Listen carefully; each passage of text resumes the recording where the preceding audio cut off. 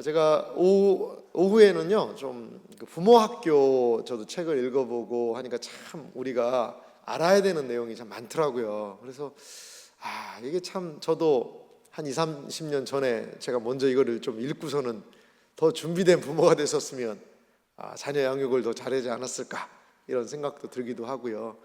물론 뭐 이제 자녀들이 다 장성해서 시집가고 장가가서 손자 손녀 보시는 분들도 계시는데, 이거는 손자 손녀를 이해하기 위해서도 이 책은 좀 필요하지 않겠나 이런 좀 생각이 들더라고요. 그래서 여러분 이 부모 면허라는 이 책 먼저 꼭 한번 읽어보시면, 그리고 정리하시면 많은 유익이 되리라 믿습니다. 행복하기 위해서 필요한 조건이 뭘까, 이거를 한번 좀 조사를 했다고 그래요. 조사를 한번 했는데 작년이에요. 작년 3월 4월에 조사를 하고 정리해서 6월 달에 이 자료가 발표가 됐더라고요. 그래서 6월 24일에 발표된 자료인데요, 행복하기 위해 필요하다고 생각하는 요소가 뭐냐, 14살에서요 18살까지 물어봤어요. 여러분 1등이 뭘까요? 돈이에요. 돈. 우리 14살에서 18살 아이들 몇 명을 물어봤냐면 800명을 전국적으로 물어봤대요. 그랬더니 니들이 행복하려면 뭐가 제일 필요해? 라고 물어봤더니 1등이 재산이라고 표현돼 있지만 돈이죠. 돈. 그리고 그래도 감사하게 2등이 뭐예요? 복수로 했기 때문에 프로테준 저렇게 나왔어요. 부모가 좀 필요하다, 행복하기 위해서는. 좀 약간 위안이 되지 않습니까 여러분? 3등이 뭐예요? 35% 나온 절친, 친구가 있어야 행복하죠. 그 다음에 쉼과 휴식이 필요해요. 33%. 그러니까 우리 아이들이 많이 피곤한가 봐요. 피곤한가 봐요.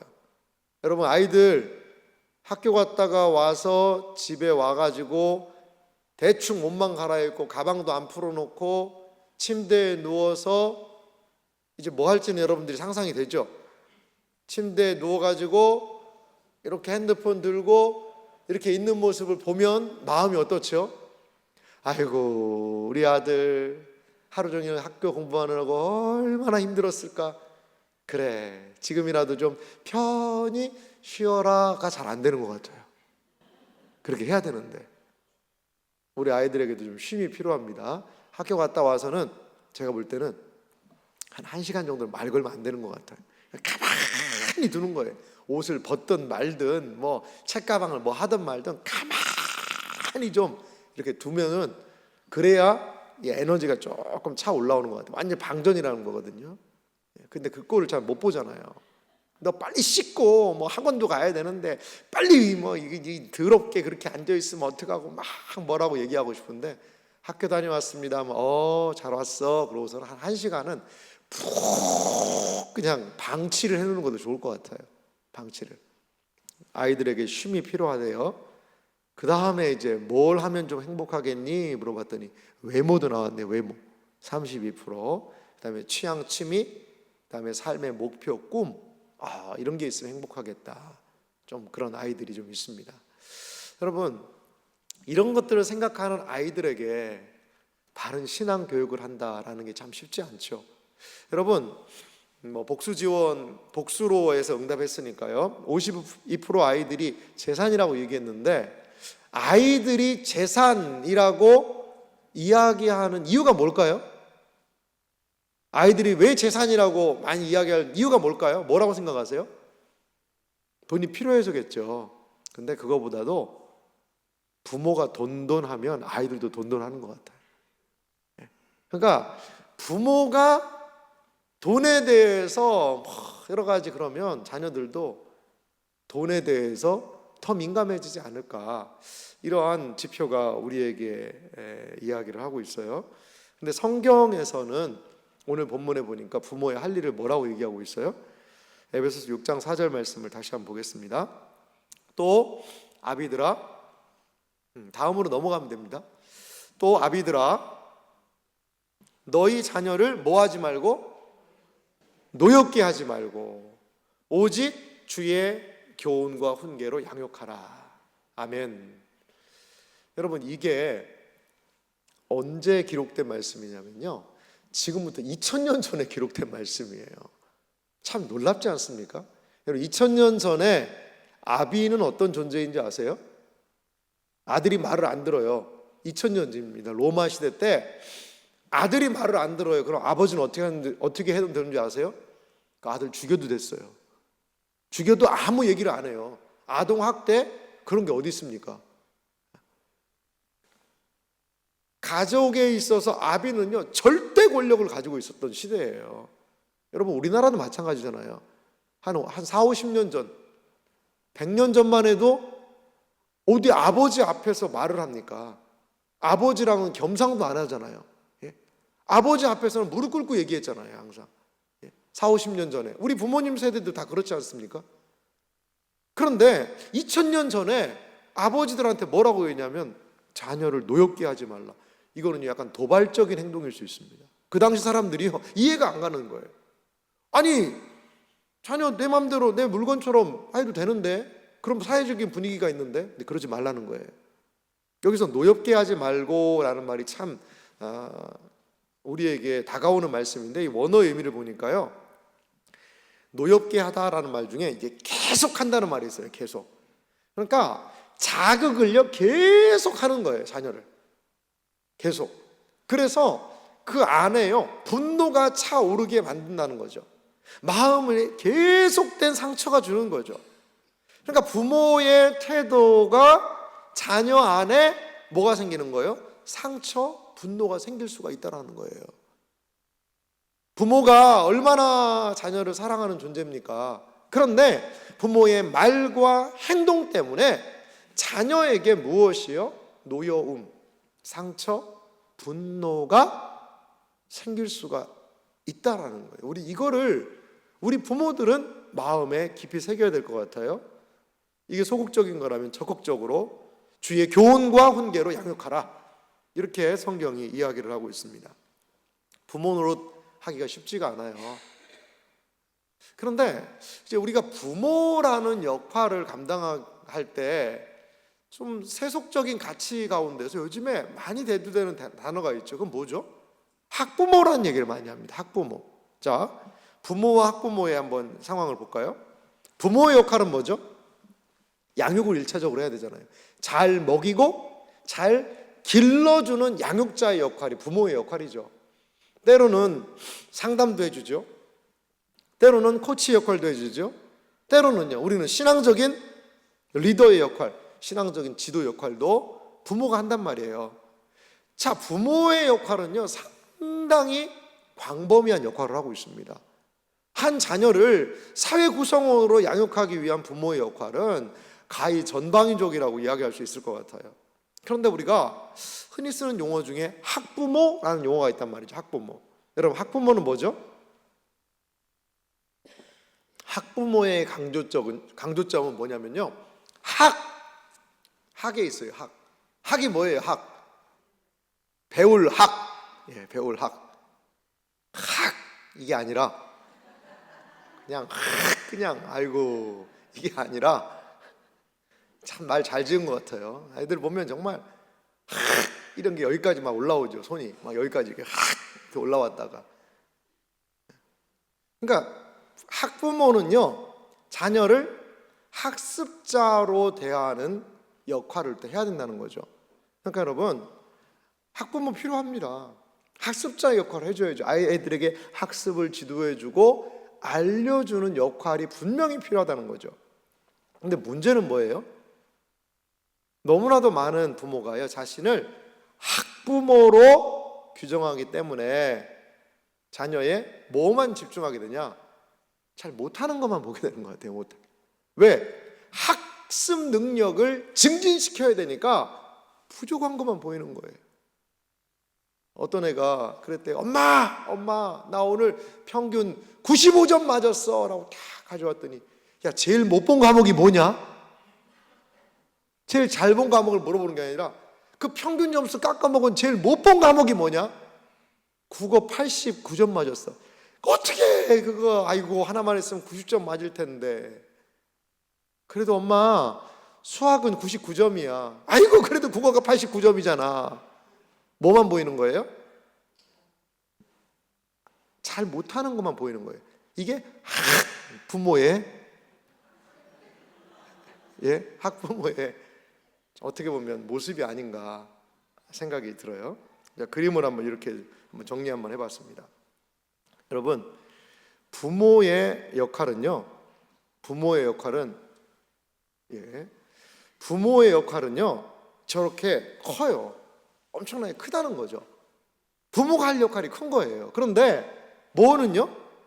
학부모의 역할은요, 거기에서 좀 부분적일 수 있어요.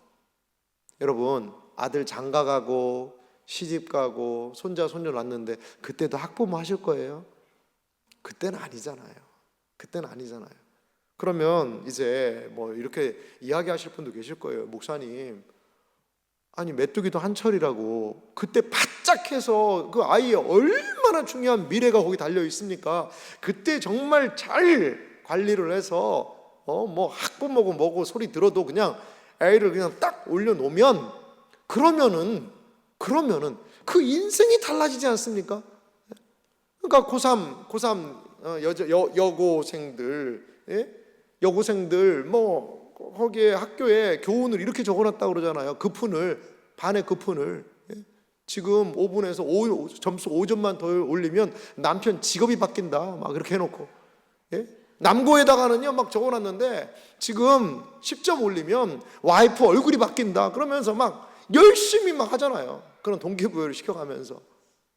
그러니까 이때 반짝해야 되지. 이때 반짝해야 되지. 그때 느슨하게 무슨 뭐 학부모 부모 타령하면서 이 시기를 놓쳐버리면 그거 누가 책임집니까? 라는 우리 마음 가운데 조바심도 있는 게 사실이에요. 분명히 그런 조바심이 있어요. 그런데 여러분, 하나 기억할 게 있는데요, 우리 해봤잖아요. 그거 그렇게 한다고, 학부모의 역할을 한다고 해서 아이들이 그걸 잘 따라올까요? 뭐 물론 따라오는 아이들도 있을 거예요. 따라오는 아이들도. 근데요, 쉽지는 않은 것 같아요. 한때 제가 강남에 살았어요. 강남에.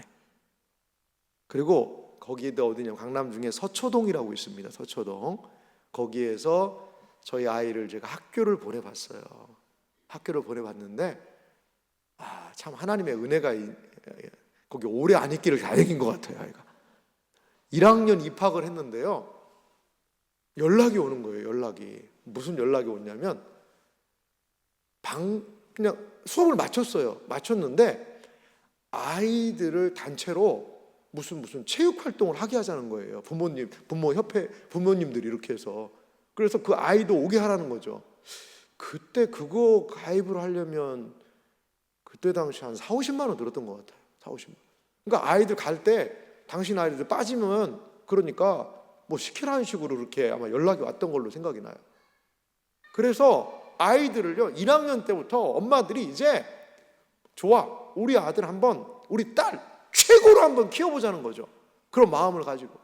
그래서 뭐 여러 가지를 돌리고, 그건 기본적으로 막 하는 거고, 또 막 개인적으로 학원과 여러 가지를 돌리지 않습니까? 돌려요. 그런데 제가 이제 그때 한 성도님이 아주 뭐 진실한 가정입니다. 근데 그 아들이 참 공부를 잘했거든요. 잘해가지고 중학교 때 영재라는 얘기를 들었어요. 영재 수업도 하고. 얼마나 부모가 기분이 좋고 막 하겠어요. 그랬는데 이제 고등학교로 갔는데 그 옆에 있는 휘문고등학교로 갔어요. 근데 고등학교로 갔는데 얘가 영재였잖아요. 공부도 잘하고. 휘문고 가면 어떻게 될까요? 다 성적을 막 휩쓸어가지고 1등 할 것처럼 생각을 했는데 공부를 안 하기 시작하는 거예요. 그 순종하는 아들이, 그 착한 아들이, 엄마가 이렇게 하라고 그러면 네 하고 아빠가 하면 네 라고 하는 그 아들이 공부를 안 하기 시작하는 거예요. 못 하겠다라는 거예요. 그리고 부모가 뭐라고 그러니까 문을 쾅 닫고 나가면서, 그 남편 집사님, 그때는 집사님이고 지금은 장모님 가정입니다만, 아들이 문 닫고 가는 아버지가 이렇게 정강이에 그 문이 부딪혀가지고, 그러니까 이 여자 집사님이요 저를 붙들고 퍽퍽 우는 거예요. 목사님, 저 정말 이럴 줄은 몰랐다고. 그리고 하는 이야기가, 공부 못해도 된대요. 그냥 예전처럼 같이 웃고 같이 이야기 나누고 그런 관계였으면 좋겠어요 라고 이야기하더라고요. 물론 그래도 목사님 그래도 학부모에는 포기할 수는 없습니다 라는 분들도 계실 거예요. 하지만 우리 한 가지 기억할 것이 있는데요, 제가 이제 기독교 교육을 하면서 가장 관심 있게 봤던 과목 중에 하나가 인간 발달이라는 과목이에요. 인간 발달. 인간이요 그냥 쑥 콩나물처럼 어느 날 갑자기 쑥 큰다고 해서 어른이 되는 건 아니거든요. 거기 가장 중요한 개념이 뭐냐면요, 발달 연령이라는 게 있어요. 자, 8살이죠 발달 연령, 10살이죠 15살, 20살, 이렇게 자라나는 발달 연령이 있어요. 근데 인간 발달에서 배울 때 어떤 단어가 가장 기억에 남냐면 발달 과업이라는 게 있어요. 그러니까 8살이 되면 8살에 맞는 뭐가 있느냐? 발달 과업이 있는 거예요. 발달 과업이. 10살이면요 10살에 맞는 뭐가 있어요? 발달 과업이 있는 거예요. 이 발달 과업들을 잘 수행해야 건강한 자아상을 가진 그러한 자녀로 학생이 될 수 있다.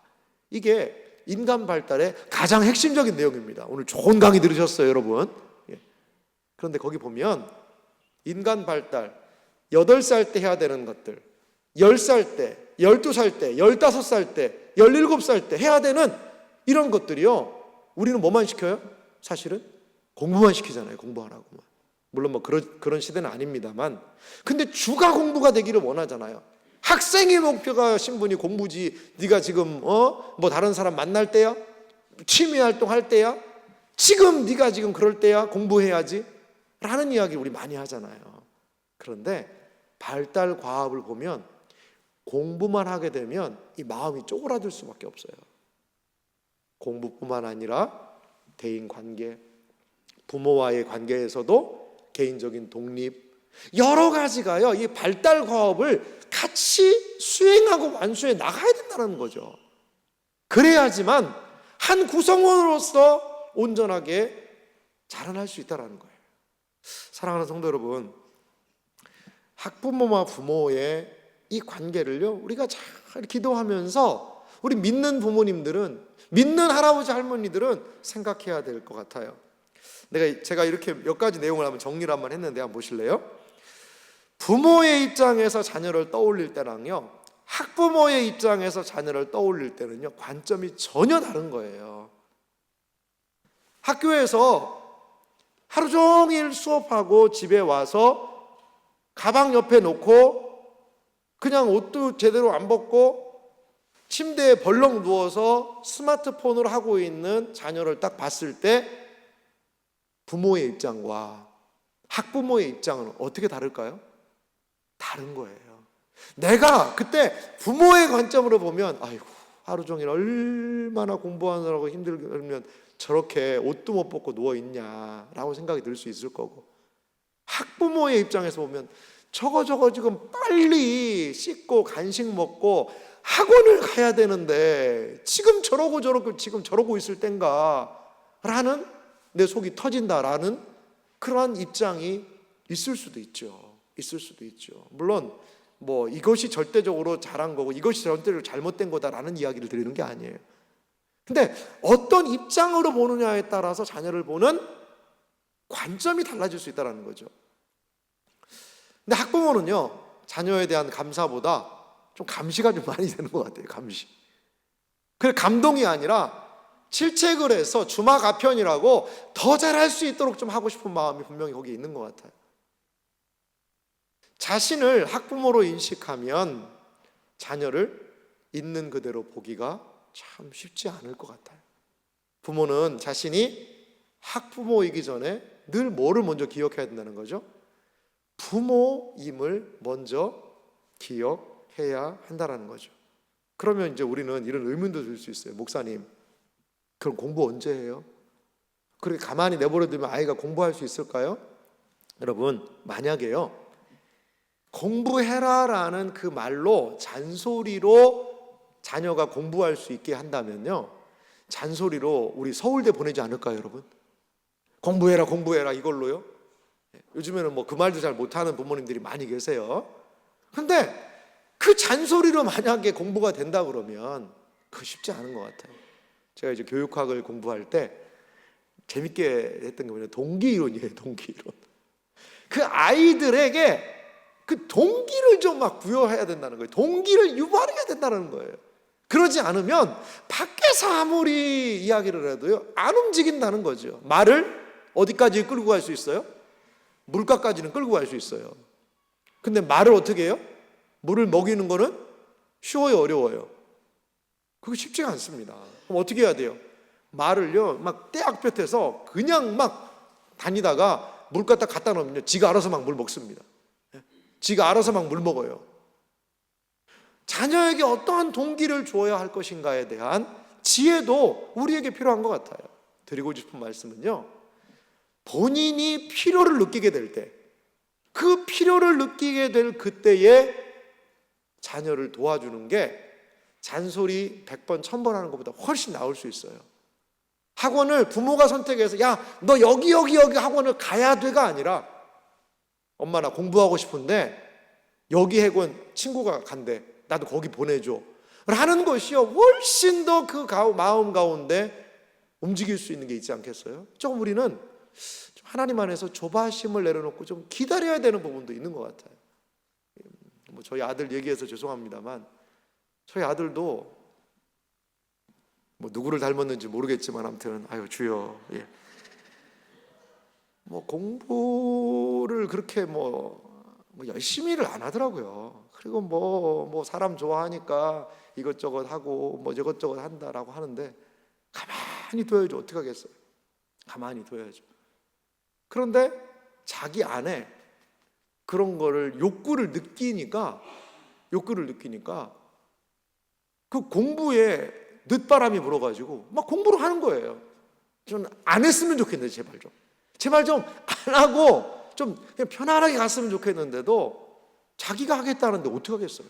그걸 뭘 누구가 말리겠습니까? 사랑하는 성도 여러분, 자녀 공부 못하는 거에 대해서 너무 걱정을 하지 마세요. 좀 때가 분명히 있을 거고요.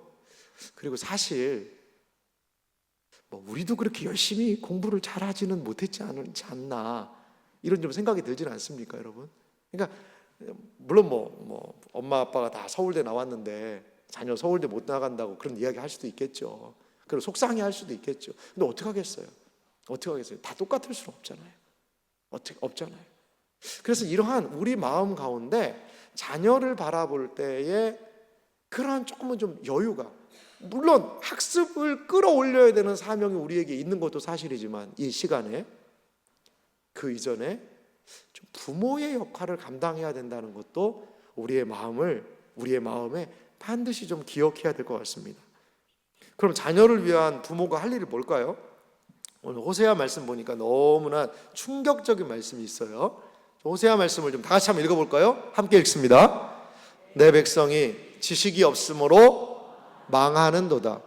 내가 지식을 버렸으니 나도 너를 버려 내 제사장이 되지 못하게 할 것이요, 내가 내 하나님의 율법을 잊었으니 나도 내 자녀들을 잊어버리리라. 아멘하기가 좀 두렵죠, 여러분. 여러분, 호세아서 뭐 전체를 다 강의할 수는 없지만 파란색 그 말씀만 보세요. 네가 하나님의 율법을 잊어버렸기 때문에 나도 네 자녀들 모른다. 좀 하나님이 매우 충격적인 말씀을 하시는 것 같아요. 여러분, 정리된 내용으로 가볼까요? 부모는 자신이 먼저 하나님의 말씀 앞에 서야 한다는 거죠. 이 부모가 해줄 수 있는 가장 중요한 역할은 무엇이냐? 부모가 먼저 하나님의 말씀 앞에 서 있어야 돼요. 여러분, 그래야지만 하나님께서 뭐예요? 우리 자녀도 기억하겠다고 얘기하시는 거예요. 너무나 충격적이지 않습니까? 이거는 뭐 내가 하나님한테만 딱 붙어 있고 나 하나님한테 예배 잘 드리면 우리 아들은 뭐 어떻게 되든 말든 하나님이 알아서 하겠다, 이게 아니라, 보세요. 부모가 하나님 말씀 붙들고 기도하고 뭔가 믿음으로 살려고 하는데 그거를 자녀가 안 보냐는 거죠. 다 본다는 거예요. 그러니까 그 영향력이 갈 수밖에 없다라는 거죠. 먼저 부모가 말씀을 기억하고 기도해야 합니다. 부모가 말씀을 잊고 사는데 자녀가 말씀을 기억하고 산다? 이거는 쉽지 않다라는 거죠. 이거는 쉽지 않아요. 여러분, 아무리 바람풍이라고 이야기를 하고 싶은데 부모가 바람풍하면 자녀도 바람풍하는 거예요. 바람풍. 아무리 이 꽃게가 자기는 옆으로 걷잖아요. 그 자녀는, 야, 너는 엄마는 옆으로 걷지만 너는 좀 앞으로 걸어라고 해도 애기 꽃게는 엄마 따라 똑같이 옆으로 걷는 거라고요. 부모는 세상과 자녀의 메인 삶을 살아서는 안 되고, 누구의 메인 삶? 하나님께 메인 삶을 살아야 할 줄 여러분 믿으시기 바랍니다. 이게 부모가 줄 수 있는 가장 큰 선물이에요. 부모가 우리가 할 수 있는 가장 큰 선물이에요. 흔들림 없이 엄마의 자리에서, 흔들림 없이 아빠의 자리에서, 흔들림 없이 할아버지와 할머니의 자리에서 서 있어주는 거죠. 그리고 이야기해 주는 거죠. 아빠가 기도하고 있다. 엄마가 기도하고 있다. 사실 저희 부모님은 이래라 저래라 하는 분이 아니시거든요. 저도 제가 어릴 때부터 좀 하숙을 했습니다. 하숙. 중학교 3학년 때부터 하숙을 해가지고, 그래서 제가 부모님을 좀 떨어져서 지내기도 했는데요. 그러니까 뭐 이거는 저렇게 하고 이거는 저렇게 하고 이건 저렇게 해서 이렇게 해라, 그런 이야기를 잘 못하셨어요. 어떻게 보면 그게 저한테는 좀 유익일 수도 있는 것 같아요. 그 사춘기 때 부모에 대한 그런 마음이 있잖아요. 저 사춘기 때 부모님은요, 반항의 대상이 아니라, 나를 힘들게 한 대상이 아니라 사실은 그리움의 대상이었어요. 혼자 하숙집에서 빨래하면서, 아유, 엄마가 빨래해주면 좋은데, 이거 쓸쓸한 하숙집 들어가면서 그런 시간을 좀 보냈죠. 물론 그때는 많은 학생들이 공부하려고 그렇게 많이 했었습니다만. 여러분, 그런데 항상 전화를 드리면 다른 말씀 안 했어요. 이렇게 해라 저렇게 해라. 물론 예배 교회 잘 다녀라, 신앙생활 열심히 해라, 이런 이야기는 하시지만, 그냥 뭘 물어보면 네가 알아서 잘해라, 아빠가 기도할게. 아니, 어떤 때는 좀 시원하게 얘기해 주시면 좋은데, 너가 기도하면서 잘 분별해라, 아빠가 기도할게.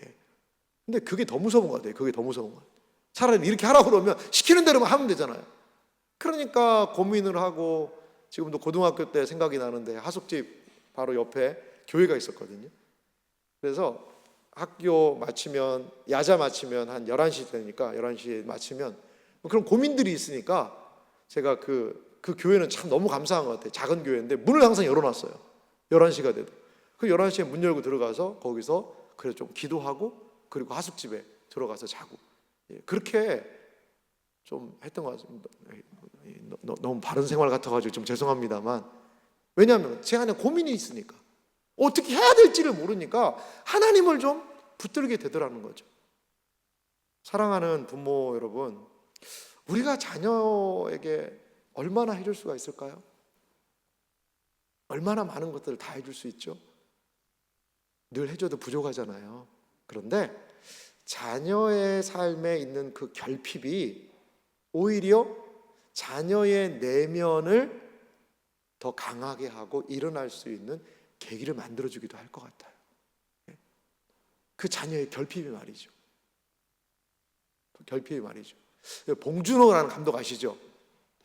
봉준호 감독이 기생충이라는 영화, 또 여러 가지 영화로 엄청난 세계적인 그런 분이잖아요. 근데 이제 봉준호 감독의 별명이 뭐냐면요, 봉테일이라고 아세요? 봉테일.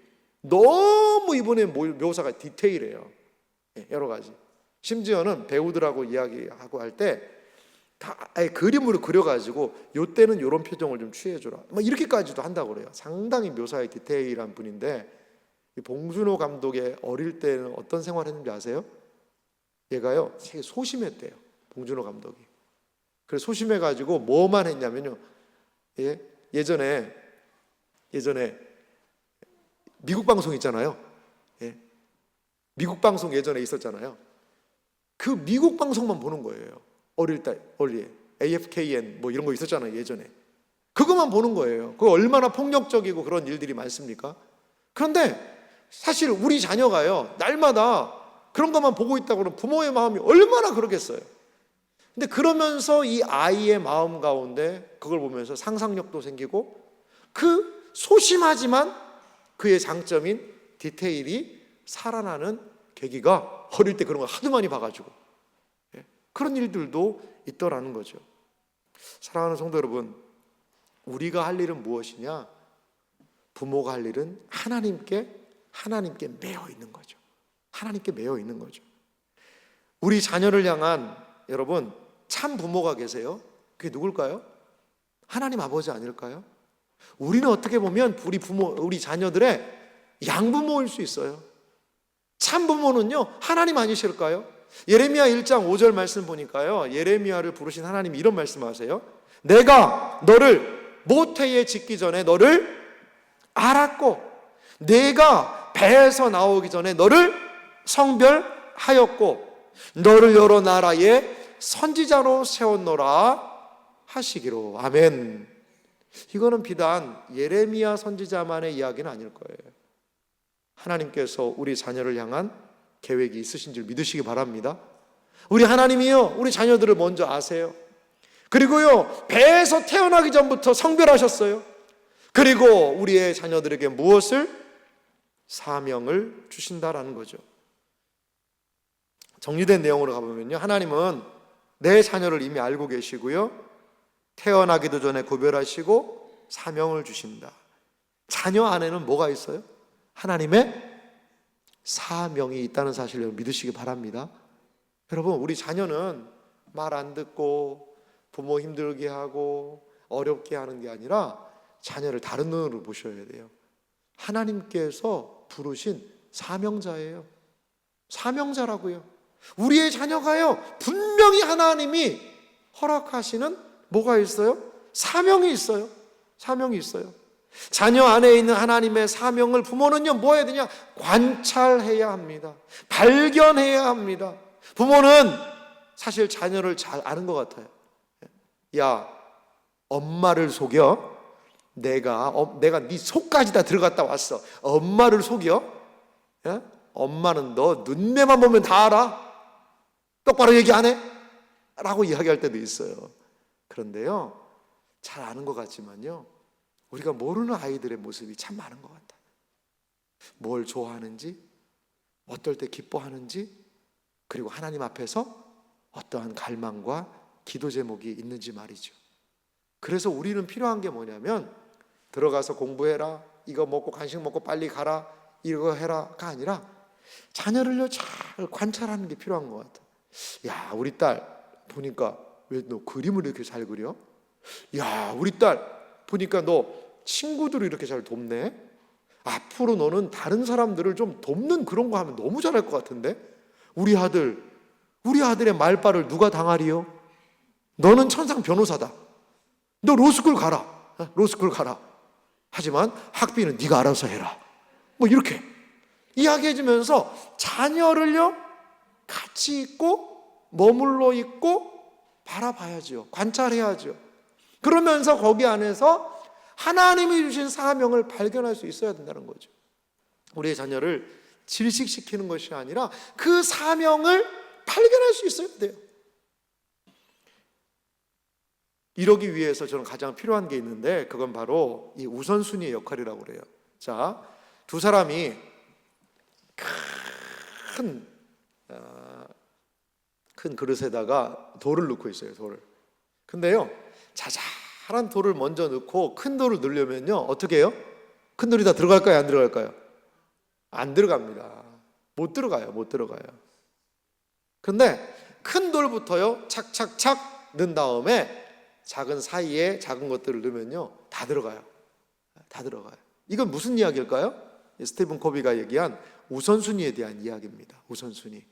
그러니까 우리 자녀들의 마음 가운데 이 청소년기에 심어줘야 되는 우선순위가 있는 것 같아요.